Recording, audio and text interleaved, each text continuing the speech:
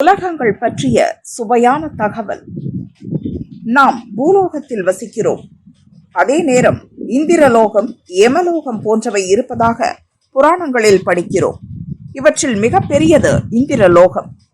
இதன் நீளம் 150 யோசனை. ஒரு யோசனைக்கு 14 கிலோமீட்டர், அதாவது 2100 கிலோமீட்டர் அகலம். இந்த லோகத்தின் நீளம் 100 யோசனை அல்லது 1400 கிலோமீட்டர்.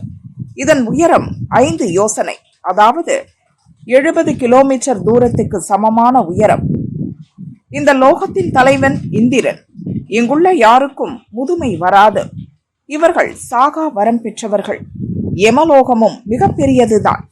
இது 100 யோசனை, அதாவது 1400 கிலோமீட்டர் நீளமும் இதே அளவுக்கு அகலமும் கொண்டது.